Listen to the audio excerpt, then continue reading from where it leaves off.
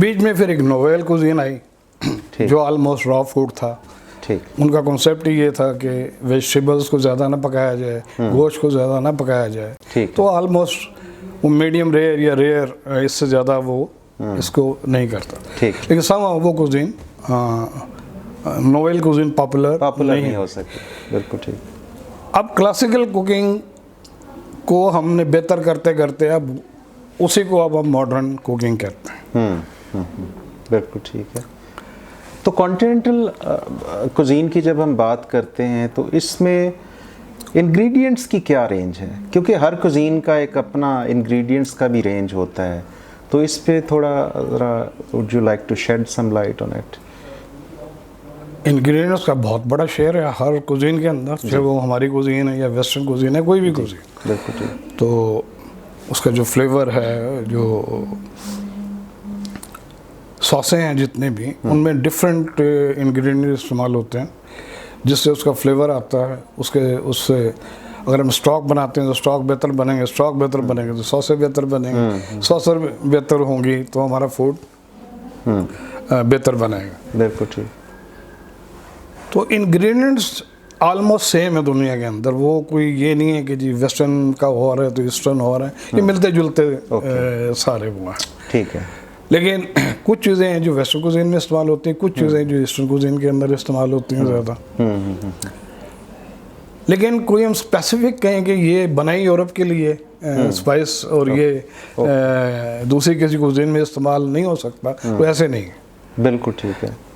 ये ज़रूर है कि वो मिर्चें कम खाएंगे, आप उसमें कम डालेंगे, रेड चिली का इस्तेमाल कम होगा, कहीं ग्रीन चिली का इस्तेमाल ज़्यादा है, रेड चिली का कम है, कहीं चिली का इस्तेमाल है ही नहीं। जैसे वेस्टर्न कुजीन में बहुत कम है। बिल्कुल ठीक। उसमें अगर इस्तेमाल ज़्यादा हो तो पेपरिका जो पाउडर है वो इस्तेमाल होता है चिली की जगह। राइट।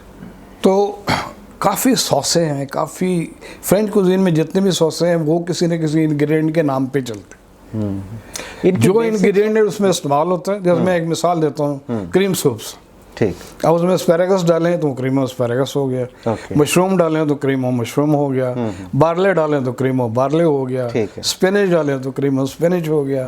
तो इस तरह से ये इनकी जो टिपिकल सॉसेज हैं कॉन्टिनेंटल कुजीन की, वो कौन सी हैं जिनकी जो इनके खानों की पूरी एक बेस है, जिनके बगैर वो खाना बनता नहीं है? जो क्लासिकल कुकिंग जिसका हम जिक्र करते हैं, जो फ्रेंच कुजीन है बेसिकली, और इटालियन कुजीन। इटालियन तो यहाँ तक कहते हैं कि आप सॉस खा रहे हो या खाना खा रहे हो या खाना खा रहे हो या सॉस खा रहे हो, आप उसमें डिफ्रेंशिएट नहीं कर सकते। अच्छा, ठीक है। वो लाजमा मलजूम है, सॉस और जो भी मेन इंग्रेडिएंट है वो लाजमा मलजूम है। एब्सोल्युटली, बिल्कुल। तो फ्रेंच कुजीन ने सबसे ज़्यादा सॉसों के ऊपर जोर दिया और उनकी मदर सॉसें बनाए, फिर उनसे उसकी आगे कैटेगरीज बनी और सारा इस तरह हुआ। जो मेन चीज़ है सीखने वाली शेफ़ों के लिए, वो उसमें सबसे इम्पोर्टेंट है सॉसें। राइट। क्योंकि सॉस कॉम्प्लीमेंट करती है उस डिश को जिसके ऊपर वो डाली जा रही है, इस्तेमाल हो रही है या साथ उसके दी जा रही है। ठीक है। तो आपको सॉसों के बारे में नॉलेज कंप्लीट होना चाहिए जब आप वेस्टर्न कुजीन की बात करते हैं, अदरवाइज आप बना नहीं सकेंगे। बिल्कुल ठीक। सॉसें बेसिक है उसकी। बिल्कुल ठीक। और ये कौन सी हैं, थोड़ा सा इस पे अगर बात करें? अब मैं उसकी एक मिसाल देता हूँ कि पाकिस्तान में एक फूड कंपनी है, मैं उसका नाम नहीं लूँगा, जिन्होंने एक सॉस बनाई। वो ब्राउन सॉस की फैमिली से, डेमी ग्लेज। आप स्टेक खाएं, आप पीसी में पेपर स्टेक खाएं या आप किसी मल्लू में जाके पेपर स्टेक खाएं, टेस्ट एक ही हो। क्योंकि वही पाउडर इस्तेमाल हो रहा है, उसी से वो सॉस बनाते हैं और वो ठीक है। लेकिन जो एक प्रॉपर तरीका था सॉस बनाने का, वो लोगों ने छोड़ दिया और नंबर 2 तरीके इस्तेमाल करने शुरू कर दिए। अब सॉस एस्पेनियोल, जिसे हम ब्राउन सॉस कहते हैं, वो एक मदर सॉस है फ्रेंच कुजीन के। ठीक है। और बाकी कुजीन्स में भी इस्तेमाल होती है खाली। ठीक है। अब उससे जब हम डेमी ग्लेज बनाते हैं, अब पहले तो सॉस एस्पेनियोल बनने किस तरह है, उसके लिए ब्राउन स्टॉक बनता है, बड़ा स्ट्रॉन्ग, बड़ा अच्छा स्टॉक होना चाहिए उसके लिए, उससे फिर आप सॉस एस्पेनियोल बनाते हैं। जब आपने डेमी ग्लेज बनानी है तो वो आप हाफ ब्राउन स्टॉक लेते हैं और हाफ सॉस एस्पेनियोल लेते हैं, उसको जब रिड्यूस करते हैं that is called demi glaze. अब ये क्या कर रहे हैं, पाउडर लेते हैं, पाउडर लेके और बना देते हैं, तो वो टाइम नहीं लगता उसमें।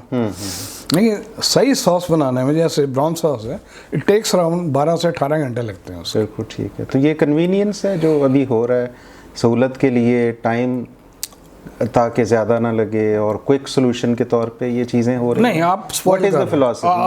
आपको कुकिंग का बेड़ा गर्क कर रहे हो। अच्छा, you don't agree with this? No, not ये इस तरह से जो उसकी बेसिक्स हैं आप उसी को गड़बड़ कर रहे हो। ठीक है। जब उसकी बेसिक्स ही गलत हो जाएंगी तो वो चीज़ ठीक कैसे बनेगी? ओके। फिर कैसे पता लगेगा शेफ़ ने मेहनत क्या की? अगर आपने पीसी में जाके वो 2000 के स्टेक खानी है, किसी रेस्टोरेंट में जाके 1000 की खानी है, टेस्ट आपका एक ही होगा, तो आप किस चीज़ के पैसे दे रहे हो वहाँ जाके? तो पीसी को तो चाहिए ना कि वो जो एक उसके सही तरीके उसके मुताबिक सॉस बने, ठीक है, बजाय कि हम 2 नंबर तरीके इस्तेमाल करके और वो चीज़ें बना रहे हैं। तो कुकिंग में 2 नंबर ही नहीं चलते। ठीक, बिल्कुल सही। कुकिंग के जो बेसिक्स है वो आपने फॉलो करने हैं, और फॉलो नहीं करने, you have to be master in that. बिल्कुल ठीक है। कॉन्टिनेंटल कुजीन में इनोवेशन आपके ख्याल में कितनी हुई है? क्या इन्होंने क्रिएटिविटी की है? क्योंकि वक्त गुजरने के साथ साथ नए तजर्बात होते हैं, हर फील्ड में होते हैं, तो कुजीन में भी इसी तरह से होते आए हैं। तो आपके ख्याल में कॉन्टिनेंटल कुजीन में शेफ्स ने क्या किया है? क्या कोई इनोवेशन की? कॉन्टिनेंटल कुजीन के अंदर जो सबसे बड़ी बात है, जिसको हम क्लासिकल कुकिंग कहते हैं, वो ज़रा हैवी था। ठीक है। तो ये उसको लाइटर साइड पे लेके आए। ओके। हाँ, ये सबसे बड़ा फ़र्क है पहले वाली कुजीन में और आज की कुजीन। तो इसमें क्या डिफरेंस क्या है बेसिकली इन दोनों में? एक तो वही आपको टाइम बचाने वाली बात, ठीक है, कि जी आप कम से कम वक्त में चीज़ टेबल पे सर्व कर सकें। लेकिन वो जो हम कहते हैं ना कि दी कुजीन, उसमें वो नहीं आती।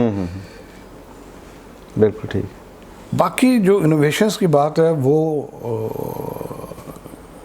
वेस्टर्न कुजीन में बहुत ज़्यादा आई। वो मैंने पहले जैसे आपको कहा कि नई नई सॉसें डेवलप हुई, उसमें नई नई गार्निशिंग डेवलप हुई, फिर उसमें प्लेटिंग का कॉन्सेप्ट आया, पोर्शंस को क्वांटिटी को ज़रा कम किया गया, कॉम्पोनेंट्स और बाकी चीज़ों को थोड़ा सा प्रेजेंटेशन पे फोकस किया गया। तो इस तरह से इसमें ये चेंज तो आई। लेकिन प्लेटिंग जब हम बात करते हैं किसी कंपटीशन की, वहाँ तक तो ठीक है। लेकिन जब वही 400 प्लेटें आपने बनानी हो एक 3 घंटे के टाइम में निकलनी, वो पॉसिबल नहीं है। ठीक है। तो उसके करीब करीब शेफ़ काम करते हैं, कोशिश करते हैं कि प्लेटिंग ठीक हो, लेकिन कहाँ 1 प्लेट बनाना और कहाँ 400 प्लेटें बनाना, इट्स थोड़ा सा। बिल्कुल ठीक है।